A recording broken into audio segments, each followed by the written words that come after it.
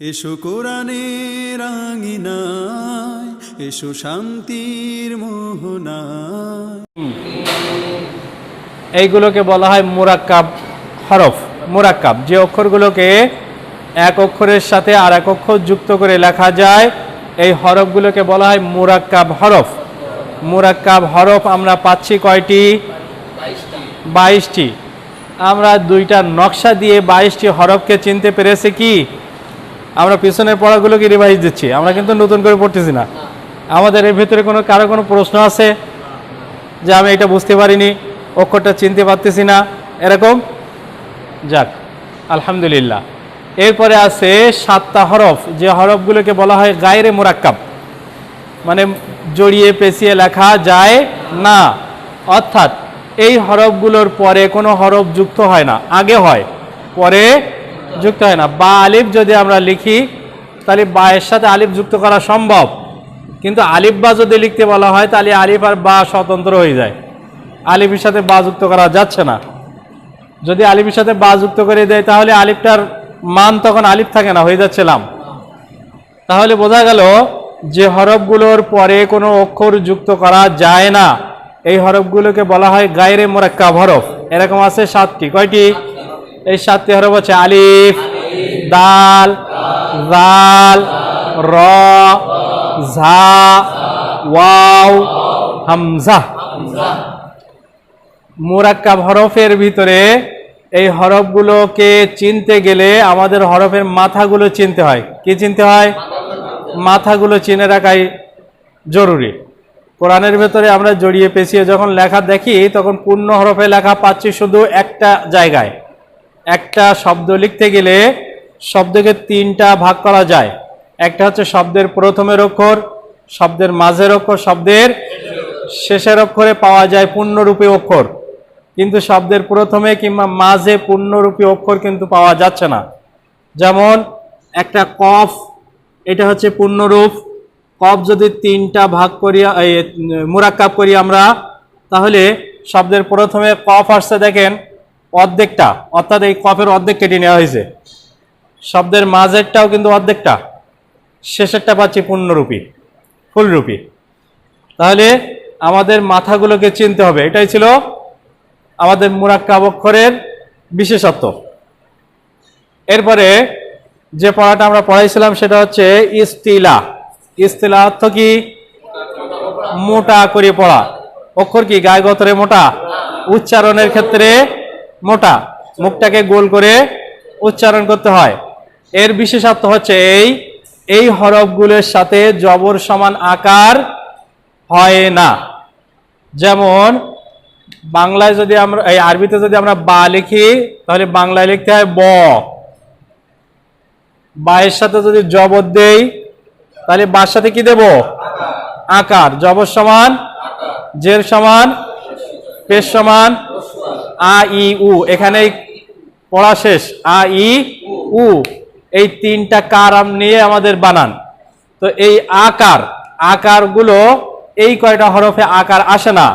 যেমন সোয়াদ অক্ষরটার জন্য আমরা বাংলায় নিতে পারি স। সোয়াদে যদি জবর দেই সর সাথে আকার হবে না, সর সাথে আকার দিলে হয় সা, কিন্তু সর জবর কি হয়? স। এটার কারণ হচ্ছে এই ইস্তিলা হরফের বিপরীতে কয়েকটা হরফ আছে যেগুলো ইস্তিলার মতোই, ওই অক্ষরের মতোই উচ্চারণ। যেমন সোয়াদের বিপরীতে আছে একটা সিন। সিনের সাথে জবর দিলে সয়ের সাথে জবর দেওয়া যায়। সিনের জন্য স, সোয়াদের জন্য স। সিনের সাথে আকার দিলে সয়ের সাথে আকার দেওয়া যায়, সিনের সাথে জবর দিলে। সোয়াদের সাথে জবর দিলে সয়ের সাথে জবর দেওয়া যায় না। এই পার্থক্য করার জন্য আরবিতে 7টা অক্ষর আছে যেগুলোর সাথে জবর সমান আকার হবে না। এই অক্ষরগুলোকে বলা হয় ইস্তিলা, মোটা করে পড়তে হয়। এটার একটা বিশেষত্ব হচ্ছে যে এই হরফগুলো জবর, জের, পেশ সর্ব অবস্থায় মোটা হবে। জবরের ক্ষেত্রেও মোটা, জেরের ক্ষেত্রেও মোটা, পেশের ক্ষেত্রেও মোটা। কিন্তু এর পাশাপাশি আরো 2টা অক্ষর আছে, একটা হচ্ছে র আর একটা লাম। র অক্ষরটা ইস্তিলার ভেতরে স্থান পায়নি, তার কারণ হচ্ছে র অক্ষরটা জবর আর পেশের ক্ষেত্রে মোটা, কিন্তু জেরের ক্ষেত্রে কি পাতলা। র অক্ষরের উপরে যদি সাকিন থাকে তাহলেও আমাদের খেয়াল করতে হবে র অক্ষরের আগের অক্ষরে কি আছে, সেখানেও যদি জবর বা পেশ পাই তাহলে র অক্ষর আবার উচ্চারণ করতে হবে মোটা করে। কিন্তু র অক্ষরে সাকিন আছে, আগের অক্ষরে যদি জের থাকে তাহলেও কিন্তু র হবে পাতলা। একটা জায়গায় ভিন্নতা আছে, সেটা হচ্ছে এই র অক্ষরের আগের অক্ষরে জের, কিন্তু র অক্ষরের পরের অক্ষর যদি এই ইস্তিলা হরফের কোনো একটা আসে তাহলে কিন্তু র অক্ষর আবার মোটা হবে। র এর অক্ষরের আগে আছে জের কিন্তু তারপরে আছে ইস্তিলা। একটা উদাহরণ দেই,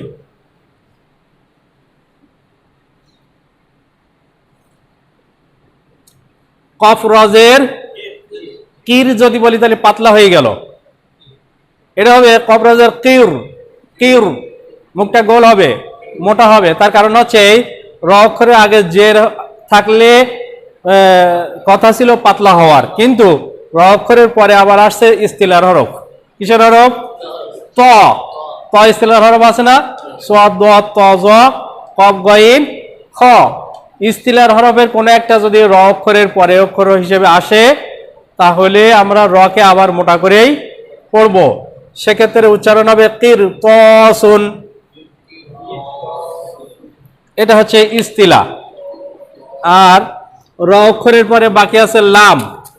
লাম অক্ষরটা জবর বা পেশের ক্ষেত্রে মোটা, কিন্তু জেরের ক্ষেত্রে কি পাতলা। কিন্তু লাম অক্ষরটার বিশেষত্ব হচ্ছে এই যে লাম অক্ষরটা মোটা বা পাতলা নির্ণয় করতে হবে শুধুমাত্র আল্লাহ শব্দের ভিতরে। কোন শব্দ? আল্লাহু। আল্লাহ শব্দের মাঝখানে যে লামটা আছে এই লামটাই শুধু মোটা বা চিকন করা যাবে, কিন্তু অন্যান্য জায়গায় যদি কোনো লাম অক্ষর পাই তাহলে সেখানে সর্ব অবস্থায় পাতলা হবে। লাম জবর কি হবে? লামের জন্য কি ল, সর্ব অবস্থায় কি পাতলা লা হবে। কিন্তু আল্লাহ শব্দের আগের অক্ষরে যদি জবর বা পেশ থাকে তাহলে এই লামটা হবে ল, এই আকারটা থাকবে না। আল্লাহু আকবার, হ্যাঁ, তারপর কি সুবহানাল্লাহ, আলহামদুলিল লা না ল লা, আলহামদুলিল্লাহ, জাযাকাল ল, কাফের উপরে জবর, জাযাকাল্লাহ।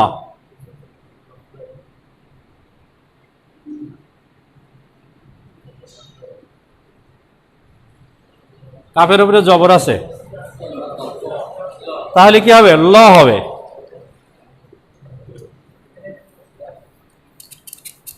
গেল ইস্তিলা। এরপরে আপনাদের যেটা পড়ানো হয়েছিল সেটা হচ্ছে কলকলা। জি, হ্যাঁ, আল্লাহ বলি।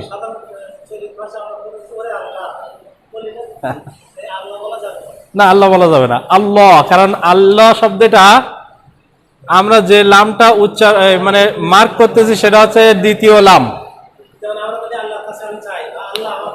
হ্যাঁ, না যাবে না। তার উদাহরণ হচ্ছে এই আল্লাহ শব্দের মাঝখানে এখানে আছে দুইটা লাম, প্রথমে একটা লাম আছে, দ্বিতীয় একটা লাম আছে। আমরা দ্বিতীয় লামটাকে চিকন বা মোটা করার জন্য নির্ণয় করেছি দ্বিতীয় লাম। কোন লাম? প্রথম লামটা কিন্তু আলোচনার বিষয় নয়, আলোচনার বিষয় হচ্ছে দ্বিতীয় লামটা। দ্বিতীয় লামের আগের অক্ষরে যদি জবর বা পেশ থাকে তাহলে আমাদের মোটা করে পড়তে হবে। সেক্ষেত্রে আমরা পাচ্ছি আলিফের উপরে জবর, হামজার উপরে জবর, আল্লাহ শব্দের আগের অক্ষরে কি পেয়েছি? জবর। তাহলে কি লা বলা যাবে? তাহলে কি বলতে হবে? ল।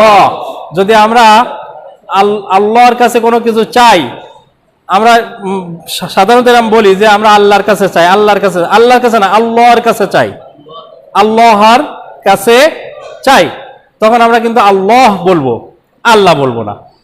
বুঝতে পেরেছেন আপনারা? আল্লাহ বেশি বলি আমরা, কিন্তু না, আল্লাহ হবে না। আমরা যদি শুধু আল্লাহ আল্লাহ জিকির করি তাহলেও কিন্তু আমরা আল্লাহ আল্লাহ বলবো না, জিকিরের ক্ষেত্রে আল্লাহ আল্লাহ বলবো।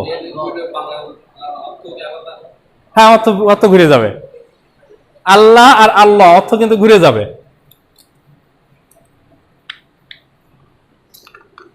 এরপরে আছে কলকলা পড়ছিলাম। কলকলা মানে কি? ড্রপ খেয়ে পড়া বা প্রতিধ্বনি করে পড়া। প্রতিধ্বনি করে পড়তে হবে। এই অক্ষরগুলোকে কখন প্রতিধ্বনি করতে হবে? যখন এই হরফগুলোর উপরে সাকিন অক্ষরটা থাকবে। কি অক্ষর? সাকিন থাকবে। সাকিন মানে এটা, এটা সাকিন, এটা সাকিন। কেউ বলে জজম, কেউ বলে সুকুন, কেউ বলে সাকিন। সুকুন, সাকিন, জজম, যাই বলেন না কেন, এই চিহ্নগুলো যদি এই হরফের উপরে থাকে তাহলে আমরা এগুলোকে প্রতিধ্বনি করে পড়ব। সেক্ষেত্রে আমরা হামজা কফ জবর উচ্চারণ কি হবে? আকো, আকো। কিন্তু হামজা কাপ জবর যদি হয় তাহলে সেক্ষেত্রে কি হবে? আক, ধরে রাখতে হবে। কিন্তু কফের উপরে আসলে ধরে রাখা যাবে না, ওটা হচ্ছে প্রতিধ্বনি করতে হবে। আকো। হামজা ত জবর আত, কিন্তু হামজা তা জবর আত। হামজা বা জবর আব, আব। ঠোঁটে ঠোঁটে বাড়ি খাবে। বা অক্ষরটা ঠোঁটের থেকে উচ্চারণ হয়, যে অক্ষরের মাখরাজ যেখানে, প্রতিধ্বনি সেখানেই হবে। বা এর অক্ষরের মাখরাজ আছে দুই ঠোঁট, বা মিম আর ওয়াও, এই তিনটে হরফের মাখরাজ হচ্ছে ঠোঁট। আমরা ঠোঁটের থেকে প্রতিধ্বনি করব আব, আব। হামজা জিম জবর আজে। জিম এর মাখরাজ হচ্ছে জিহ্বার মধ্যকান, শক্ত করে উচ্চারণ করতে হয়। আমি পড়াইছিলাম না, শক্ত করে তিনটা অক্ষর পড়তে হয়। সেটা হচ্ছে জিম, শিন, ইয়া। জিম, শিন, ইয়া। তো ওই যে জিমটা জিহ্বার মাঝখান থেকে উচ্চারণ হচ্ছিল, ওখান থেকেই আপনার কলকলা বা প্রতিধ্বনি সৃষ্টি করতে হবে। হামজা জিম জবর আজে, আজে। হামজা দাল জবর আদে, আদে। হামজা দোয়াত জবর আব, ধরে রাখতে হবে, আব। হামজা দাল জবর আদে, আদে। তাহলে এটাই ছিল কলকলা। এরপরে যেটা পড়াইছিলাম সেটা হচ্ছে জবর জের পেশ। জবর হচ্ছে ব্যক্তিগত নাম, জের ব্যক্তিগত নাম, পেশ হচ্ছে, কিন্তু সামষ্টিক নাম কি? হরকত। হরকতের বিশেষত্ব হচ্ছে এই যে হরকত দিয়ে কোনো অক্ষরকে উচ্চারণ করার সময় উচ্চারণটা খাটো হবে। কি হবে? খাটো করে উচ্চারণ করতে হবে। আমরা সবাই একটা ছন্দ পড়েছিলাম, আর একবার পড়ি। এক জবর এক জের, এক পেশকে হরকত বলে, হরকতের উচ্চারণ তাড়াতাড়ি পড়তে হয়। বা জবর বা,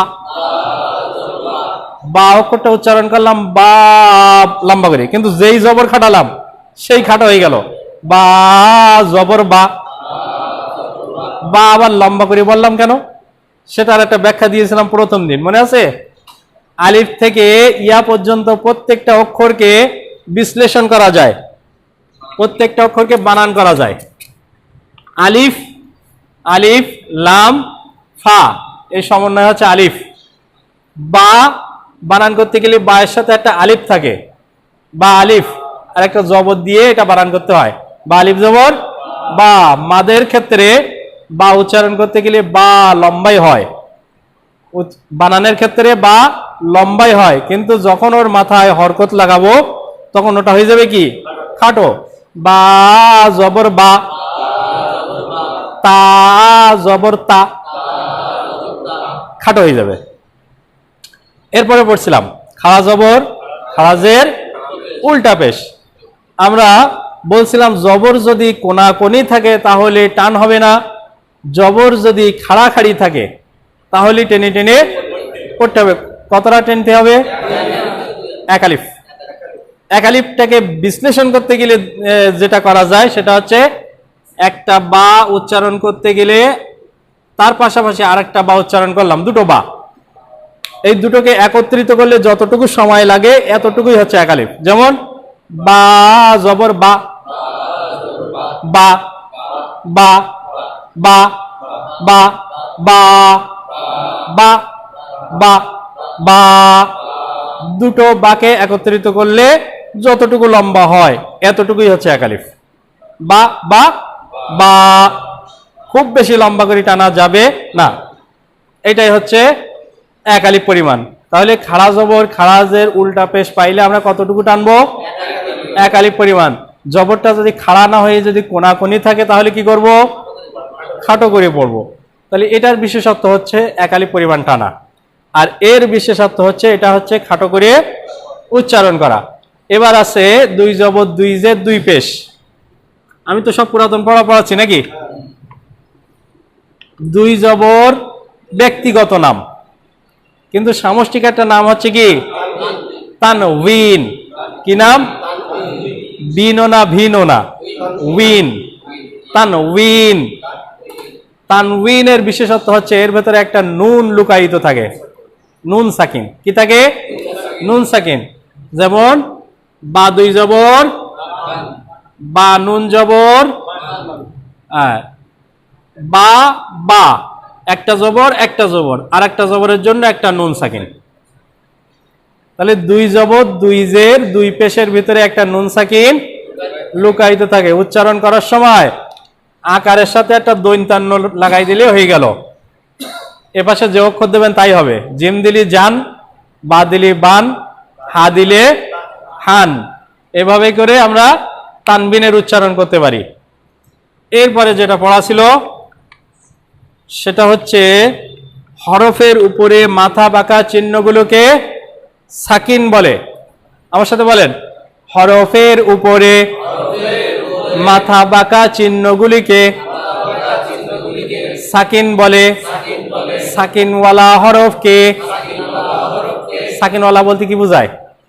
যার ঘাড়ের উপরে সাকিন থাকবে ওইটা সাকিনওয়ালা, নাকি? টুপি মাথায় থাকলে টুপিওয়ালা। এইভাবে সাকিন যার মাথায় থাকবে সেই সাকিনওয়ালা। সাকিনওয়ালা হরফকে তার ডান দিকের হরকতের সাথে কয়বার পড়তে হয়? একবার। উচ্চারণ হবে একবার। যেমন হামজা নুন জবর আন, নুন সাকিন, সাকিনওয়ালা অক্ষর হচ্ছে নুন। সাকিনওয়ালা অক্ষর কি? তার ডান দিকের কার সাথে পড়বো? আলিফের সাথে না, হরকতের সাথে। এটা ভুল করলে হবে না, হরফের সাথে না। আমাদের উদ্দেশ্য হচ্ছে হরকতের সাথে, একই হরকতে দুইটা অক্ষর পড়া। উদ্দেশ্য হচ্ছে একই হরকতে দুইটা অক্ষর পড়া। এটা হচ্ছে যুক্ত অক্ষর, যুক্ত অক্ষরকে যুক্ত করার একটা মাধ্যম। এইটাকে যুক্ত করব, অর্থাৎ দুইটা হরফকে যুক্ত করব এক হরকতে। তাহলে উদ্দেশ্য হচ্ছে এক হরকতে দুইটা হরফ পড়া। সাকিনওয়ালা হরফকে তার ডান দিকের হরকতের সাথে একবার পড়তে হয়। হামজা নুন জবর আন। এরপরে ছিল তাসদিদ। তিন দাঁতওয়ালা চিহ্নকে তাসদিদ বলে। তাসদিদওয়ালা হরফকে তার ডান দিকের হরকতের সাথে একবার পড়তে হয়।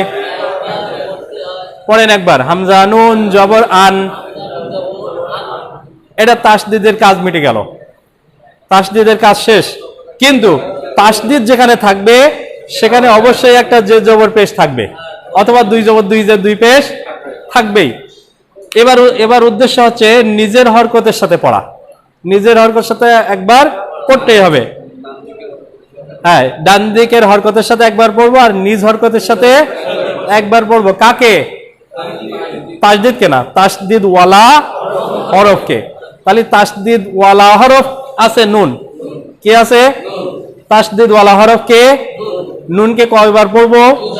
একবার। কার সঙ্গে? আর একবার নিজ হরকতের সাথে মিলাই দিল। কে? তাসদিদের সাথে মিলাই দিল। কয়বার উচ্চারণ করতে বললো? একবার উচ্চারণ করতে বললো, আর একবার উচ্চারণ করতে বললো। আমরা একটা ধারণা দেওয়ার জন্য এটা বলতেছি, একবার উচ্চারণ করতে বললো, আর একবার উচ্চারণ করতে বললো। কিন্তু সাকিন বললো একবারই পড়ো। বোঝা গেছে? তাহলে সাকিনওয়ালা হরফকে একবার পড়তে হয়, তাসদিদওয়ালা হরফকে দুইবার পড়তে হয়। এরপরে এই সাকিন তাসদিদকে আমরা একটা শর্টকাট রাস্তা দেখাই দিয়েছিলাম। একই জায়গায় একই পাশাপাশি যদি সাকিন আর তাসদিদ থাকে তাহলে আমরা কি করব? সাকিনকে বাদ দিয়ে তাসদিদকে নেব। কেন নেব? খালি একটা হরফকে তার ডান দিকের হরকতের সাথে যুক্ত করে পড়তে হয়, সাকিনওয়ালা হরফকেও ডান দিকের হরকতের সাথে যুক্ত করে পড়তে হয়, তাসদিদওয়ালা হরফকেও তার ডান দিকের হরকতের সাথে যুক্ত করে পড়তে হয়। তাহলে যুক্ত করার অবস্থা হচ্ছে তিনটি। কয়টি? তিন অবস্থায় যুক্ত করে পড়তে হয়। খালি হরফ, সাকিনওয়ালা হরফ, তাসদিদওয়ালা হরফ। কিন্তু খালি অক্ষরের চেয়ে সাকিনওয়ালা অক্ষরের মর্যাদা বেশি।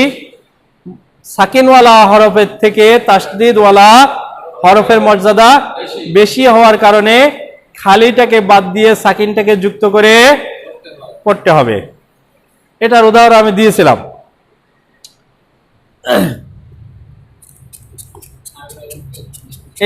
এটাই ছিল। জি, আরেকবার দেখাই দেবো।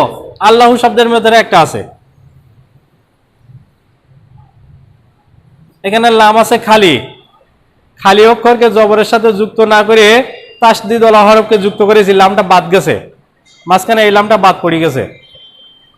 খালির থেকে সাকিনের তাসদিদের মর্যাদা বেশি, সাকিনের চেয়েও তাসদিদের মর্যাদা বেশি। মর্যাদার দিক দিয়ে তাসদিদ আগে, মাঝখানে, তারপরে খালি।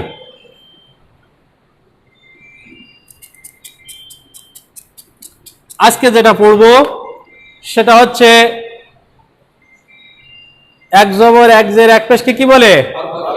হরকতের উচ্চারণ কেমন করে পড়তে হয়? খাটো করে পড়তে হয়, কিন্তু তিনটা অবস্থায় খাটো করা যাবে না। এটাকে বলে মাদ। টেনে পড়াকে কি বলে? মাদ বলে। টেনে লম্বা করে পড়াকে বলে। তাহলে এখানে যে টেনে পড়তেছে এটাও তো মাদ। খাড়া জবর খাড়া জের উল্টা পেশ, এটাও মাদ না? মাদ।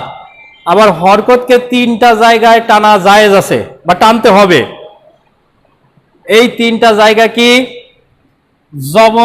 জবরওয়ালা হরফের পরের অক্ষর যদি একটা খালি আলিফ থাকে, জবর সবসময় খাটো হবে, জবরের উচ্চারণ কি হবে? সবসময় খাটো। কিন্তু জবরের পরে যদি একটা খালি আলিফ আসে তাহলে জবর খাটো হবে না, লম্বাই হবে। তখন উচ্চারণ হবে বা আলিফ জবর বা, বা আলিফ জবর বাজের বি। হরকতের উচ্চারণ তাড়াতাড়ি পড়তে হয়, কিন্তু একটা জায়গায় টানা যাবে, সেটা হচ্ছে কি? জেরের পরে যদি একটা ইয়াই সাকিন থাকে, তাহলে বাইয়াজের বি, বাপেশ বু। হরকতের উচ্চারণ তাড়াতাড়ি পড়তে হয়, কিন্তু একটা জায়গায় পেশকে টানা যাবে। জবরকে যেমন এক জায়গায় টেনে পড়া যাবে, জেরকে তেমন একটা জায়গায় টেনে পড়া যাবে, আর কোনো জায়গায় না। কিন্তু পেশকেও ঠিক একটা জায়গায় টেনে পড়া যাবে, সেটা হচ্ছে পেশের পরে যদি একটা ওয়াও সাকিন থাকে। তাহলে বোঝা গেল এই একটা হরফ, এটার নাম হচ্ছে আলিফ, এই হরফটার নাম হচ্ছে ইয়া, এই হরফটার নাম কি? ওয়াও। এটা খালি আলিফ, এটা ইয়াই সাকিন, এটা ওয়াও সাকিন। একসাথে থাকবে, কারণ আলিফের আগে আসছে বা, আলিফের পরে যদি বা আসে তখন যুক্ত হবে না। এই যে উদাহরণটা এখন আছে, বায়ের সাথে আলিফ যুক্ত করা যায়, কিন্তু আলিফের সাথে বা যুক্ত করা যায় না। অর্থাৎ এই 7টা হরফের পরে কোনো অক্ষর যুক্ত করা যায় না। আলিফের পরে কোনো অক্ষর যুক্ত করা, আগে যুক্ত করা যাবে, পরে যুক্ত হবে না। তাহলে আমরা এখানে পাচ্ছি টেনে পড়ার হরফ পাচ্ছি 3টা, খালি আলিফ, ইয়াই সাকিন, ওয়াও সাকিন। এটাকে আমরা বলতে পারি মাদের হরফ। টেনে পড়াকে মাদ বলে। কি বলে? তাহলে এইগুলোকে আমরা কি বলতে পারি? মাদের হরফ। মাদের হরফ 3টি, খালি আলিফ, ইয়া সাকিন, ওয়াও সাকিন। মাদের হরকতও 3টি, খাড়া জবর খাড়া জের উল্টা পেশ। এর বাইরে কোনো মাদ নেই, আর কোনো সামনে ঘুমে না, এ পর্যন্ত স্টপ হবে। তবে মাদকে কোথাও 3 আলিফ, কোথাও 4 আলিফ, কোথাও 1 আলিফ কিভাবে হবে এটা অন্য দিনের ক্লাস, অন্য দিন পড়াবো। এখন শুধু এটাই বলবো যে মাদের জন্য আমাদের শর্ত হচ্ছে জবরটা যদি কোনাকুনি হয় তাহলে টানা যাবে না, কিন্তু একটা জায়গায় টানা যাবে, জবরের সাথে যদি একটা খালি আলিফ থাকে। জেরটা যদি খাড়া জের হয় তাহলে টানবো, কিন্তু কোনাকুনি জের যদি হয় তাহলে টেনে পড়া যাবে না। শর্ত হচ্ছে জেরের পরে যদি একটা ইয়া সাকিন থাকে তাহলে টানা যাবে। উল্টা পেশে এক আলিফ টানবো, কিন্তু সোজা পেশে এক আলিফ টানা যাবে। শর্ত হচ্ছে সোজা পেশের পরে যদি একটা ওয়াও সাকিন থাকে তাহলে কিন্তু এক আলিফ টানা যাবে। সেক্ষেত্রে আমরা পাইলাম মাদের হরফ তিনটি, খালি আলিফ, ওয়াও সাকিন, ইয়া সাকিন। আর মাদের হরকত পাইলাম তিনটি, খাড়া জবর, খাড়া জের, উল্টা পেশ। এই ছয়টা হচ্ছে আসল মাদ। এই ছয়টা কি মাদ? আসল মাদ। আর এরপরে যা আসবে সবই নকল। আলিফের উপরে যখন জবজ্জের পেশ, সাকিন, তাসদিদ কিছু থাকবে তখন আলিফের নাম হবে হামজা, কিন্তু আলিফটা যখন খালি অবস্থায় থাকবে তখন ওর নাম হবে আলিফ। তাহলে এখন এটা খালি আলিফ বলতে পারি। খালি আলিফ, ওয়াও সাকিন, ইয়া সাকিন, খাড়া জবর, খাড়া জের, উল্টা পেশ, এই ছয়টাই হচ্ছে আসল মাদ, যেটার আরবি আবিধানিক অর্থ হচ্ছে, আবিধানিক পারিভাষিক শব্দ হচ্ছে এই যে কি মাদ, আসল মাদ, আসলি মাদ। আসল মানে আসলি, আসলি হচ্ছে আরবি শব্দ, বাংলা হচ্ছে আসল, আসলি মাদ। আসলি মাদ মানে কি? আসল মাদ। কোরআনের ভেতরে যেখানেই মাদ আছে, যেখানেই টেনে পড়ার জায়গা আছে, সেখানে এই ছয়টার একটা থাকবেই। যেখানেই টেনে পড়বেন দেখবেন এই ছয়টার একটা সেখানে অবশ্যই অবশ্যই মিলে যাবে। এই ছয়টা থাকতেই হবে, না থাকলে কোথাও টান হবে না। এরপরে তিন আলিফ কোথায় টানবো, চার আলিফ কোথায় টানবো, অবস্থার পরিপ্রেক্ষিতে সেটা ভিন্ন ভিন্ন হবে, সেটা আরেকদিনের ক্লাসে দেবো, একদিনে বেশি চাপাবো না। তাহলে আমরা পড়ি, মাদের হরফ তিনটি, খালি আলিফ, ওয়াও সাকিন, ইয়া সাকিন। মাদের হরকত তিনটি, খাড়া জবর, খাড়া জের, উল্টা পেশ, খালি আলিফ, ওয়াও সাকিন, ইয়া সাকিন, খাড়া জবর, খাড়া জের, উল্টা পেশ। এগুলোকে আসলি মাদ বলে। আসলি মাদ এক আলিফ পরিমাণ টেনে পড়তে হয়। আসলি মাদ কয় আলিফ টানবো আমরা? এক আলিফ মানে কতটা? বাবা বা। দুইটা হরকতকে একত্রিত করলে যতটুকু লম্বা হয়। একটা হরকত বা উচ্চারণ করতে আমরা খাটো করে উচ্চারণ করেছি, ওই খাটো আর পরেরটা খাটো, দুই খাটো মিলে একসাথে করলে যতটুকু হয় ওটাই হচ্ছে এক আলিফ, বা বা বা। আচ্ছা, এবার আমরা একটা আলিফ ওয়াও ইয়াকে মনে রাখার জন্য একটা থিওরি দেই। সেটা হচ্ছে এই জবরের সাথে আলিফের সম্পর্ক কার সাথে? আর পেশের সাথে সম্পর্ক হচ্ছে ওয়াও এর, ওয়াও সাকিন। আর জেরের সাথে সম্পর্ক হচ্ছে ইয়া সাকিন। দেখেন জবরটা একটা লম্বা দাগ, আলিফটাও একটা লম্বা দাগ, একই রকম দেখতে চেহারা। জবরের সাথে সম্পর্ক হচ্ছে আলিফের, পেশটা যেমন দেখতে ওয়াওটাও ঠিক তেমনি দেখতে, একই রকম চেহারা, তাই না? তাহলে আমরা পেশের সাথে ওয়াওকে মনে রাখার চেষ্টা করব। ওয়াওকে মনে রাখবো কার সাথে? পেশের সাথে। আলিফকে মনে রাখবো কার সাথে? জবরের সাথে। বাকি থাকলো জের আর বাকি থাকলো ইয়া, এই দুটোকে একসাথে করে দিলাম। তাহলে আমাদের এই কথাই মনে রাখতে হবে যে জবরের সাথে সম্পর্ক আলিফের, পেশের সাথে সম্পর্ক ওয়াও সাকিনের, জেরের সাথে সম্পর্ক ইয়া সাকিনের। মাদের হরফ কয়টি? কি কি? খালি আলিফ, ওয়াও সাকিন, ইয়া সাকিন। মাদের হরফটাকে যদি আলিফ ওয়াও ইয়া বলি তাহলে কিছুটা ভুল হবে।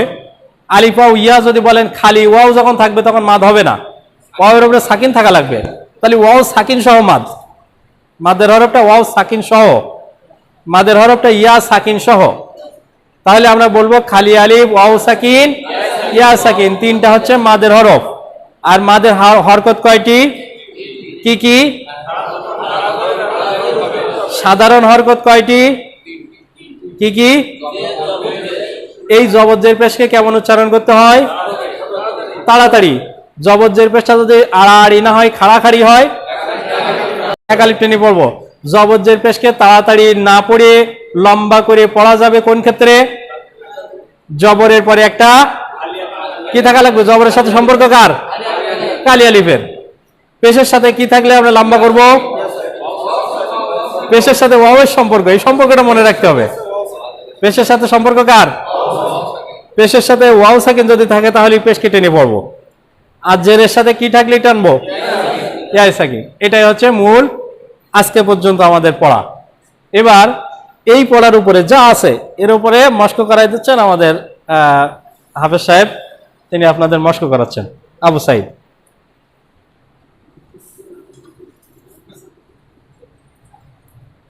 এগুলো মুছে দেয় নাকি? হ্যাঁ, কাদা থেকে একটু লিখে দাও, লিখে লিখে মস্ক।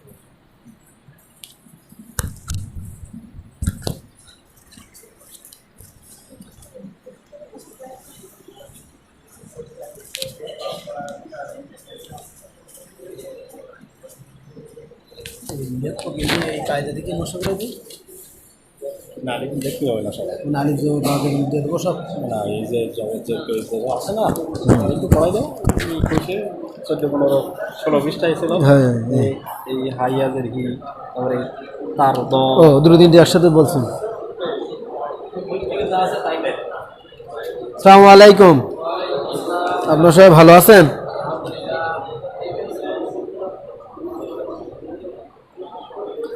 আগে একটু মস্ক করি নেই।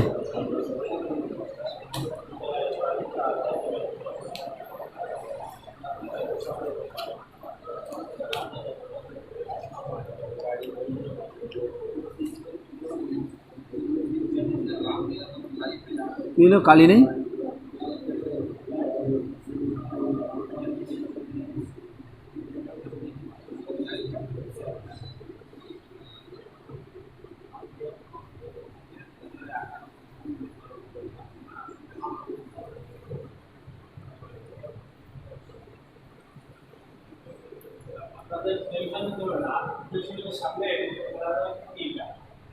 এরপরে এই ভঙ্গি চলিয়ে শুধু বানানো হবে, হয়ে যাবে।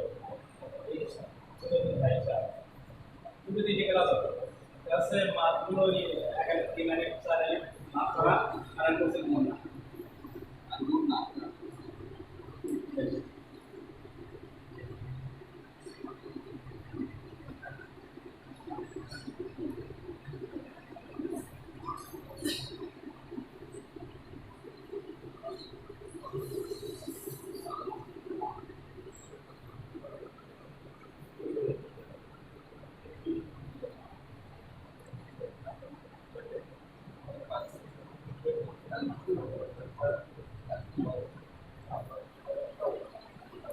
আচ্ছা, এগুলো কি বোঝা যাচ্ছে? বোঝা যাচ্ছে না? ঠিক আছে, আগে একটু মস্ক করে নেই, তারপরে এইগুলো দিয়ে একটু বোঝা দেবেন। আব, হামজা বাজবর আব, এটা কি? এটা কি অক্ষর? কল করার অক্ষর। আব আব আব, আজ আজ আজ হবে না, আজ আজ আজ আজ আজ আসেই যাচ্ছে আপনার। আজ এই সামনের দাঁতের আগা আর সামনের এই জিহ্বার আগা একসাথে লাগাবেন, দুইটা একসাথে। আজ আজ আজ আজ, এটা কিসের অক্ষর? কলকলার হরফ। কলকলার হরফ কয়টি? 5টি। বা, জিম, দাল, ত। হ্যাঁ, ও বন্ধি হবে। কি হলো?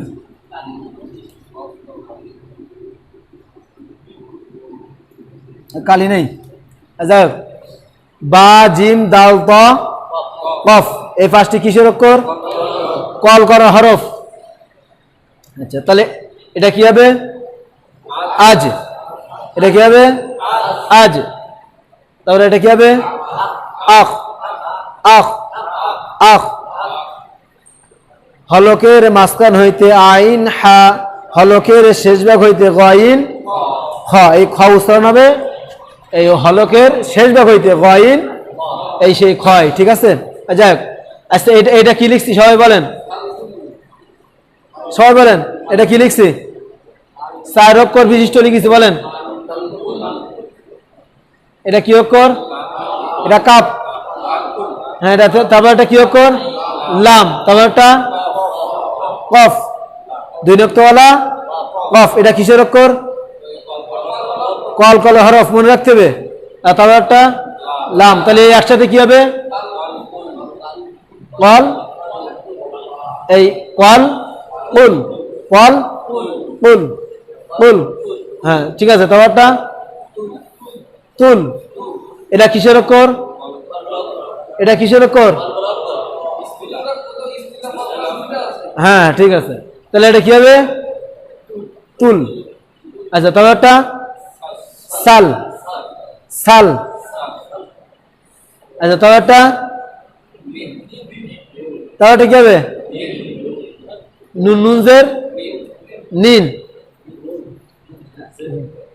আচ্ছা, নুন নুনজের নিন। শুরু করে দেবো। হ্যাঁ, আচ্ছা, হ্যাঁ। সম্মানিত উপস্থিতি, মহান আল্লাহ রাব্বুল আলামিনের কাছে অসংখ্য প্রশংসা যে মহান রাব্বুল আলামিন আমাদেরকে এ পর্যন্ত 9টা ক্লাসে আমরা অনেক দূর পড়া এগিয়ে গেছি। আরও প্রশংসা জানাচ্ছি যে আজকে আমাদের মাঝে আমরা একজন মেহমানকে পেয়েছি। আমরা মেহমানের মুখ থেকে কিছু মত বিনিময়, আজকে আমাদের পড়া সম্পর্কে একটু মত বিনিময় শুনবো বা তিনি একটু ব্রিফিং দেবেন। তিনি হচ্ছেন বিশিষ্ট আলেমুদ্দিন মাওলানা শামসুল আরিফ, সম্পর্কে আমার নানা হন। তিনি আপনাদের সামনে সংক্ষিপ্তভাবে কিছু আলোচনা নিয়ে আসছেন। এটা হলো যে আমি আসলাম নামাজে, দেখলাম কোরআনের ক্লাস হচ্ছে, একটু বসার সুযোগ আল্লাহ আমাকে করে দিয়েছেন আপনাদের সাথে। আমি শিখতে এসেছিলাম।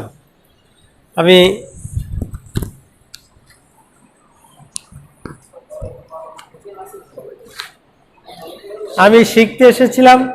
তারপরে আমার নাম যেহেতু বলেছি, আমি দুটো একটা কথা আপনাদেরকে, যেহেতু আপনাদের সবাই জানা, অনেক দিন ধরে ক্লাস করতেছেন।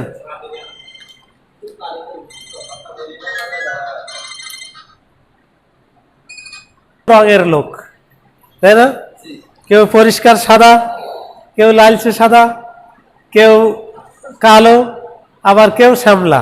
কিন্তু শ্যামলার মধ্যে আবার একটু আঁকপেচ আছে, কেউ একটু বেশি শ্যামলা, কেউ একটু কম শ্যামলা।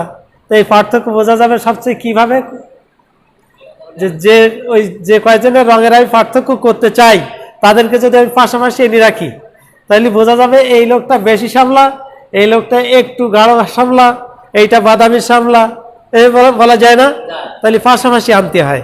আর পাশাপাশি আনলেই পার্থক্য বুঝে নাম্বারিং করা যায়, যে এর 1 নম্বর, এর 3 নম্বর, এর 2 নম্বর, নাকি? আলাদা আলাদা করিয়া পার্থক্য করা যায় না। তো আমি, আপনারা যেহেতু এতদিন ক্লাস করেছেন, আপনার জানা একটা বিষয় আমি একটু এক জায়গায় করে আপনাদের কাছ থেকে জানতে চাচ্ছি। আমি শিখতে এসেছি।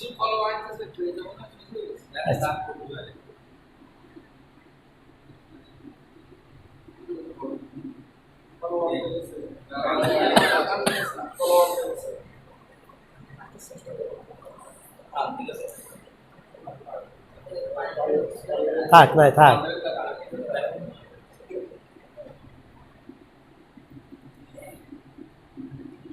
থাকে হবে না,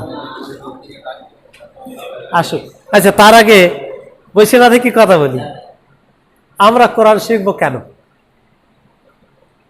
কোরআন শেখায় কি ফজিলাত আছে কোনো? এইটুকু বলি। আমরা কোরআন কেন শিখবো? দেখেন যে আমাদের স্রষ্টা কে? আল্লাহ। আমরা আল্লাহ, আচ্ছা, আমার কয় মিনিট দাঁড়াবো এখানে? কলমটা না আসা পর্যন্ত। আমাদেরকে আল্লাহ সৃষ্টি করেছেন এবং আমাদের একটা মূল ভাষা আল্লাহ দিয়েছেন।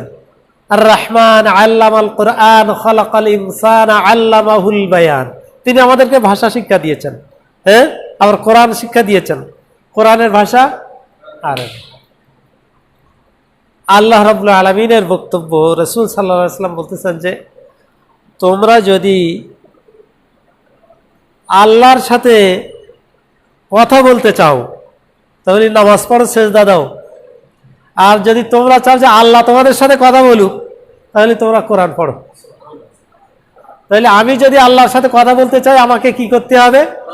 নামাজ পড়তে হবে। আর আমি যদি চাই যে আল্লাহ আমার সাথে কথা বলুক তাহলে কোরআন পড়তে হবে। কোরআনটা আল্লাহর কথা, তাই না? তাহলে আমাকে আল্লাহ সৃষ্টি করেছেন, তার নিয়ামত দিয়ে সমস্ত পৃথিবীতে সাজিয়ে রেখেছেন আমার জন্যে। পানি আমার জন্যে, গাছের ফল আমার জন্যে, অক্সিজেন আমার জন্যে, সূর্যের আলো আমার জন্যে, মাঠের ফুল ফসল আমার জন্যে। কি না আমি ব্যবহার করি, এসব আল্লাহর নিয়ামত দিয়ে আমাকে ভরে রেখেছেন। সেই আল্লাহর কথাটা আমি শুনবো না, সেই আল্লাহর কথাটা আমি বুঝবো না, সেই আল্লাহর কথাটা আমি জানবো না। তিনি কি বলেছেন, আমাকে কোন কাজ করতে বলেছেন আমি জানবো না, কোন কাজটা নিষেধ করেছেন আমি জানবো না, তাইলে আমি হতভাগা না? আর সেইটা জানতে গেলে, আল্লাহর কথাটা, ভাষাটা, নির্দেশটা জানতে গেলে কোরআনের জ্ঞান আমাদের প্রয়োজন।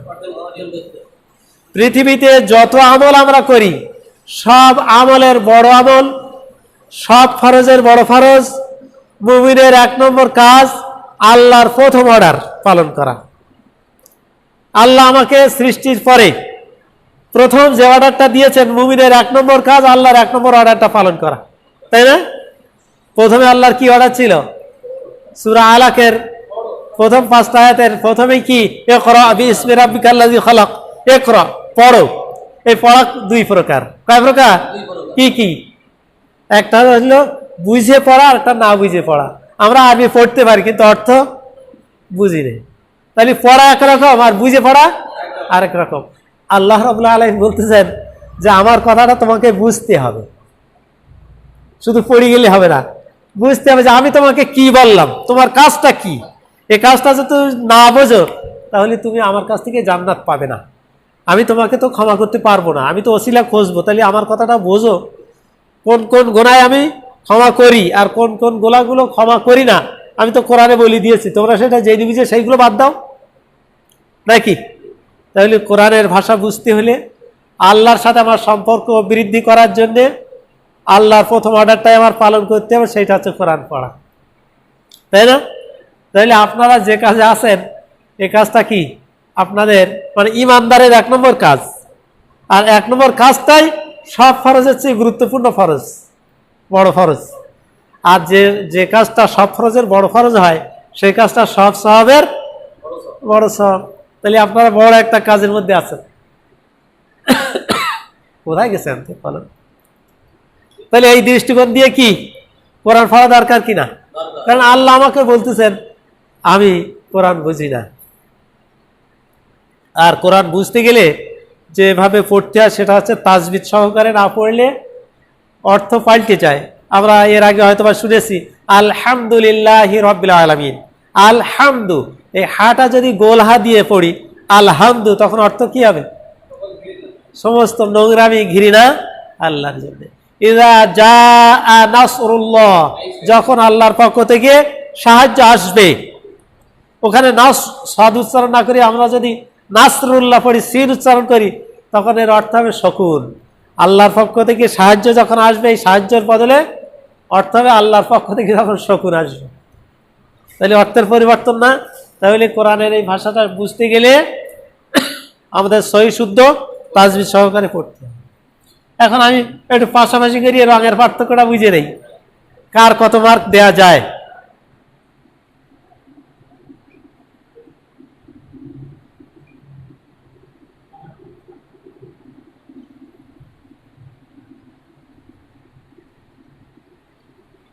এটার উচ্চারণ কি হবে? হ্যাঁ, এটা কি তা না? এটা আলিফ। আলিফের পরে যখন হারকাত দেওয়া হয় সেটা তখন কি হয়ে যায়? হামজা। তাহলে হামজা তা যাবর আত, হামজা তা যাবর আউট। মুখ গোল হবে, মুখের ভিতরে বাতাস থাকবে। Out out out. এইবার এই আউট উচ্চারণ করতে এটা কলকলা অক্ষর না? ড্রপ খাবে না, তা তখন কি উচ্চারণ হবে? আত, আত। এই যে শেষে একটা ওই বলে ড্রপ খায়, আত, আত, তাই তো? এইবার বলেন।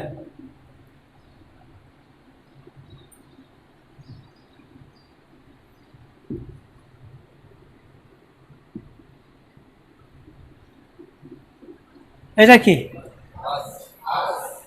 হ্যাঁ, এটা কি?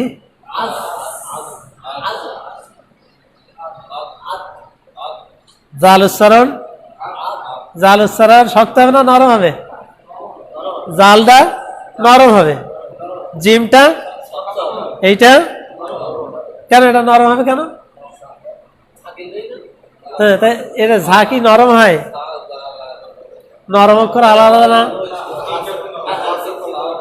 তাহলে আলিফ ঝা যাবর বা হামজা ঝা যাবর আজ, আজ, তাই না?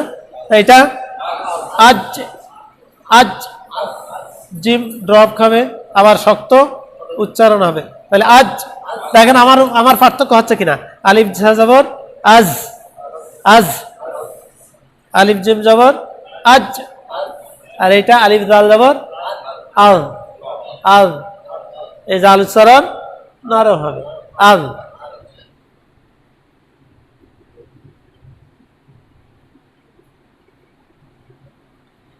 এটা কি হবে? এটা এটা হামজা, এটা হামজা পাশাপাশি আছে না? আ আংদারতাহুম আম লাম তুনদিরহুম লা ইউমিনুন, আ আ আছে। তাহলে এই রূপ যদি পাশাপাশি আসে তাহলে এটা উচ্চারণ কি হবে?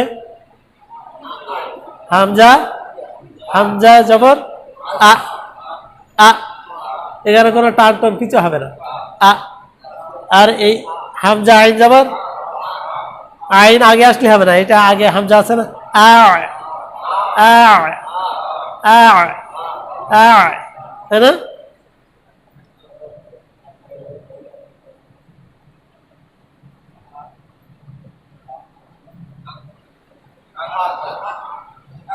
এইটা কি হবে?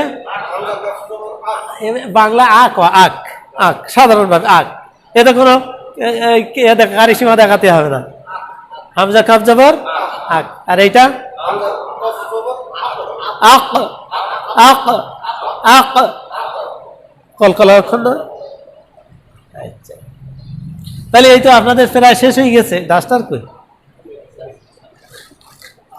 তাহলে তো এই যে আপনারা শিখে ফেলেছেন অনেক। এইবার আপনাদের চর্চা করা দরকার, তাই না? চর্চা করা দরকার। কিভাবে চর্চা করবেন আমরা এটা মনে রাখবো। কি কয়দিনের কোর্স? 27 দিন, 27 দিন। এইটা আমাদেরকে নিয়ে যেতে হবে মৃত্যুর আগ পর্যন্ত। হ্যাঁ, চর্চা যদি না থাকে কোনোটা মনে থাকবে না। প্রতিদিন আমরা অন্তত এই যে বই আছে না, এই বইটা কিন্তু তাজবিদের আদলে লেখা, প্রত্যেকটা পৃষ্ঠা তাজবিদের সূত্র অনুযায়ী লেখা। এইটা যদি আমরা শুদ্ধ করে পড়ে নিতে পারি, কমপক্ষে একটা পৃষ্ঠা প্রতিদিন আমরা পড়ব। ফজরের নামাজ পড়ে যত জরুরি কাজ থাক বের হওয়ার আগে আমরা একটু কোরআন তেলাওয়াত করবো, অন্তত একটা পৃষ্ঠা। যদি খুব ব্যস্ত অন্তত একটা লাইন। এইভাবে যদি আমরা সারা বছর চর্চা করতে থাকি, একদিন দেখা যাবে যে আমরাই শিক্ষক হয়ে গেলাম। আমার বাচ্চাদের, আমার ছেলে মেয়েদের, আমার স্ত্রী পরিজনের আমরাই বলে দিতে পারবো নাকি? তো আপনাদের সাথে আমি সময় আল্লাহ রাব্বুল আলামিন আমার দেওয়ার তৌফিক দিয়েছেন, এর জন্য আমি আল্লাহর দরবারে কালিমাত শুকর আদায় করি, আলহামদুলিল্লাহ। আর ভালো দুইজন টিচার আপনাদের মাস করাচ্ছে, তাজবিদ শেখাচ্ছে। আমি এখানে এসে আমাকে খুব ভালো মনে হলো। আল্লাহ রাব্বুল আলামিন আমাদের সকলকে যেন কোরআনের প্রকৃত ছাত্র হওয়ার তৌফিক দেয়। আল্লাহ যেন আমাদেরকে অভিনয়ে মুমিন না হতে হয়। আল্লাহ যেন আমাদেরকে অভিনয়ে মুসলিম না করেন। যেটুকু শুনবো, জানবো, বুঝবো সেটুকু মানবো।